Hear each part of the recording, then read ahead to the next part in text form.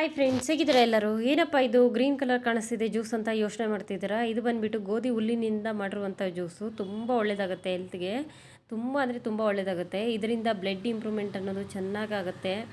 ಯಾರಿಗೆಲ್ಲ ಬ್ಲಡ್ ಇಲ್ಲ ನಮಗೆ ಆ ಥರ ಎಲ್ಲ ಹೇಳ್ತಾರಲ್ಲ, ಅವರೆಲ್ಲ ಗೋಧಿ ಹುಲ್ಲನ್ನು ಜ್ಯೂಸ್ ಮಾಡಿ ಕುಡಿಯೋದ್ರಿಂದ ತುಂಬ ಬೇಗ ನಿಮಗೆ ಬ್ಲಡ್ ಅನ್ನೋದು ಇಂಪ್ರೂವ್ಮೆಂಟ್ನ ನೀವೇ ನೋಡ್ಬೋದು. ಅಷ್ಟು ಚೆನ್ನಾಗಿ ಇಂಪ್ರೂವ್ಮೆಂಟ್ ಆಗುತ್ತೆ ನಿಮ್ಮ ಬಾಡಿನಲ್ಲಿ. ತುಂಬ ಚೆನ್ನಾಗಿ ಇದು ಕೆಲಸ ಮಾಡುತ್ತೆ. ವೀಟ್ ಗ್ರಾಸ್ ಅಂತಲೂ ಕರೀತಾರೆ ಇದಕ್ಕೆ.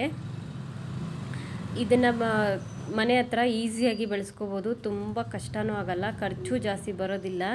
ನಾವೆಲ್ಲ ಔಟ್ಸೈಡೆಲ್ಲ ಹೋಗಿ ಅದು ಇದು ಎಲ್ಲ ತಿಂತಿರ್ತೀವಿ. ಈಗ ಕೆಲವರೆಲ್ಲ ಬ್ಲಡ್ ಇಲ್ಲ ಅಂದ್ಬಿಟ್ಟು ಮಾತ್ರೆ ತೊಗೊಳ್ತಾರೆ, ಕೆಲವರೆಲ್ಲ ಬ್ಲಡ್ ಹಾಕ್ಸ್ಕೊತಾರೆ. ಕೆಲವೊಂದು ಆಪ್ರೇಷನ್ ಟೈಮಲ್ಲೆಲ್ಲ ಬ್ಲಡ್ ಇಲ್ಲ ಅಂದ್ಬಿಟ್ಟು ಆಪ್ರೇಷನ್ ಎಲ್ಲ ಡಿಲೇ ಆಗುತ್ತೆ. ಆ ಟೈಮಲ್ಲೆಲ್ಲ ಈ ಥರ ಎಲ್ಲ ಸಿಚುವೇಶನ್ ಬರಬಾರ್ದು ಅಂತಂದರೆ ನೀವು ವೀಟ್ ಗ್ರಾಸ್ ಅಂತ ಕರೀತಾರೆ, ಅಥವಾ ಗೋಧಿ ಹುಲ್ಲು ಕನ್ನಡದಲ್ಲಿ ಹೇಳೋದಾದರೆ. ಇದನ್ನು ಮನೆ ಹತ್ರ ಒಂದು ಸ್ವಲ್ಪ ಗೋಧಿನ ಹಾಕ್ಕೊಂಡ್ರೆ, ನೀವು ಒಂದು ಪಾಟಲ್ಲಿ ಹಾಕ್ಕೊಂಡ್ರು ಕೂಡ ಹುಲ್ಲು ಬರುತ್ತೆ. ಅದನ್ನು ನೀವು ಕಟ್ ಮಾಡ್ತಾಯಿದ್ರೆ ಹುಲ್ಲು ಮತ್ತೆ ಬೆಳೀತಾ ಇರುತ್ತೆ. ನೋಡಿದ್ರಲ್ಲ, ಮಿಕ್ಸಿಗೆ ಹಾಕ್ಕೊಂಡಿದ್ದೀನಿ ಈಗ ನಾನು ಅದನ್ನು.